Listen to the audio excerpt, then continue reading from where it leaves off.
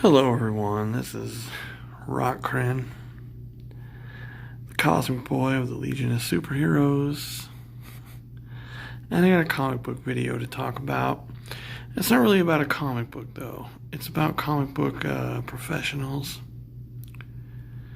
I think I've made this video before, but I think it bears reiterating. Now that they're all locked down, they got this order to not create. Don't create anything because Marvel, DC, well, Image doesn't pay anybody. Dark Horse, all those companies tell everybody, hey, don't make anything because we can't pay you because we ran out of money, super fast, trying to keep the doors open and keep everyone in our building paid and all that stuff. And you know what? That's okay.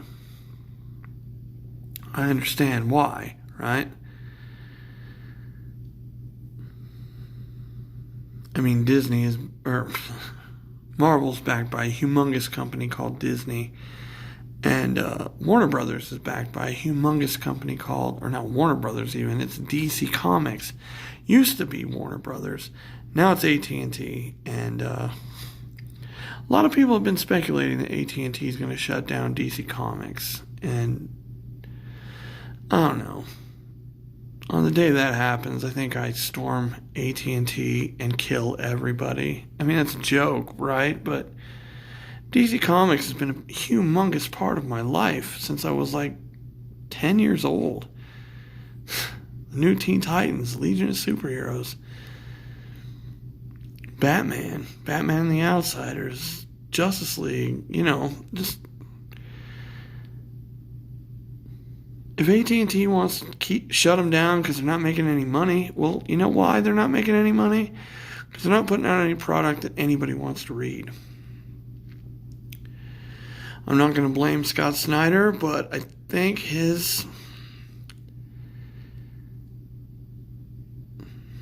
how do I put this? It's just Metal and everything that came after it, and Heroes in Crisis and everything, just turned the DC Universe away from Rebirth, which everybody loved. I think everybody who was reading DC Comics loved Rebirth. And for some reason, they allowed Tom King and Scott Snyder to make it dark again. Where Rebirth was obviously a rebirth. It was a fun time. It was a very fun time to read DC Comics because, there were some dark stories going on, but for the most part, it was upbeat stuff. That was the concept. It was about a return to the 70s, maybe. It was trying to, make things fun again. Instead of just being so dark, they got Lois and Clark back together. Ollie and Dinah are together. Arthur and Mara are together. They took away the I don't know if they're bad decisions of the New 52. I think the New 52 had a lot of good ideas. Splitting those relationships, though, I think was a bad idea. Because that's something that comic book fans like. It's like taking Peter Parker away from Mary Jane. It doesn't work. Now, I understand the editorial saying him being married for all these years makes him seem very old, and he's supposed to be a teenager. Especially when he still had his job as a, photographer for the Daily Bugle, right? And he's been married for all those years. Yeah, that doesn't jibe well with the editors. But the readers, I don't think they cared, unless readers were writing in saying Spider-Man needs to grow up. And maybe that's what happened. Maybe people were writing into the companies and telling them, hey, you know what? These characters need to grow up. Because I've been reading them solidly for this long, and there's been no change. You know, and I was doing a little thing with my hand that you can't see on this video, but I never wanted my characters to grow up. I want to read what they're doing all the time. I want Batman to kick ass, like, as long as I live. I want, you know, Batman and Superman and the Flash. Well, I mean, the Flash died when I was like 14 years old, and I never really had much of a connection to him. But the guy that took over, Wally, he was a Teen Titan, and I had a great connection with him. And then he became the Flash, and as you know, I've read every issue where he was the Flash, and he's the Flash. He really is the Flash. I mean, I know they brought Barry Allen back, and I don't know why. I don't think there were fans clamoring for it after 25 years. Not like the Hal Jordan people. What was their club called? Heat? Something like that. Hal Jordan got to come back because people didn't like Kyle, I guess. I like Kyle. He was just a new guy, though. I mean, when I got into DC Comics, there was a new Green Lantern. Well, not right when I got into him, because, of course, I read Justice League and The Flash and Batman and the Outsiders and Detective and Superman and Adventures of Superman and the Teen Titans, if I didn't mention them already, Aquaman, I don't know, Infinity Incorporated. I was reading so many DC books back in the day. And, you know, as things move forward, books get canceled, books get changed. That's not particularly a bad thing. And, of course, I don't remember back then ever getting an angry letter from a writer when I said I didn't like his book. I mean, art is subjective, so I've never, talked shit about artists, because I don't know shit.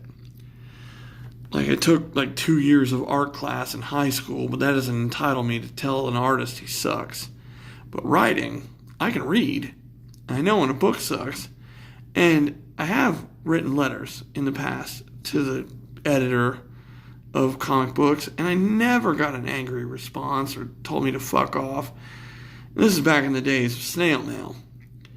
Now, once we had email and stuff, I would go to forums. That's what I'd like to do. I'd go to forums and discuss my displeasure or my pleasure. You know, but the forums don't necessarily involve the creators. And this is before Twitter. This is a long time ago. DC Comics message board was my favorite thing. Because I could go there and talk to people that like the same things as me, and I can go there and try to convince other people that the books they're reading aren't as bad as they thought they were. I've always been positive about comics because it's my favorite medium. I think it's the greatest medium of art on earth, and currently, with the creators that are out there right now, they're not making the best stuff. Some of them are trying their hardest. I know they are. And it's not selling. People don't care about the character or whatever. No matter how good the book might be, people just don't care because it's Blue Beetle and Booster Gold or something. Or it's, Speedball over at Marvel. And they're going to print 1 million copies of it and force comic shops to buy them all. I know this video's run a little long, but comic creators used to respect the fans, I think. I think it's when comic creators joined the forums, really. On DC Comics forum, or maybe over in Marvel Comics forum, or wherever. This forum where you get to talk about books. I use DC Comics all the time because I wasn't reading Marvel or Image or anything. And I didn't need like a place to go that was an aggregate of all those things. I could just go to DC Comics and talk about the comics I liked. And it's so weird. The forums were so full of negativity. And then somebody I talked to said, "Oh yeah, you only go online to complain." I was like, wait, you can't go online to praise anymore? You can't go and say, "Man, I really like that"? And the guy said, it was like, well, you can do that, but you're probably going to get shot down. You're probably going to get in arguments. I was like, oh, well, I guess I'm going to get in arguments online. And he used to be quite the debater. Like, there's a series of Aquaman comics about possibly Aquaman's son. There's a series. It's so weird. After Infinite Crisis, all the books jumped a year into the future. And there was another book called 52, came out weekly, that covered all what happened during that year. Right? And it came out weekly, so like you could see what was going on in the DC universe a year without Superman, Batman, and Wonder Woman. That's what it was. Superheroes are still around, but they were struggling without the big three, and it's cool. It's a lot of fun. And like I said, it came out every freaking week. So you had a reason to go to the comic book shop every week to buy a $2.50 comic because it was 52. So yeah, even when comics went up to $2.99, it stayed $2.50 for that whole year, which was kind of cool because, 52. Anyhow, I know I've lost the plot of this video. I wanted to talk about comic book pros being assholes. And I guess I turned it around to comic books are fucking awesome. Anyhow, yeah, comic books are awesome. Shame your comic book store isn't open. And it's because of, not just because of COVID-19, it's because of the comic pros that keep making trash that no one wants to read that your comic shops are closing.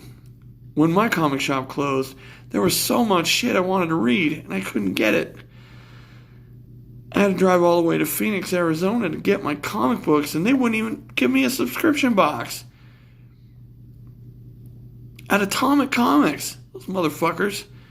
I had to come down every 2 weeks. No, they didn't offer that no more. They wanted to sell me my books online. And I was like, Did it once, and I didn't like the experience at all because I didn't get to interact with people.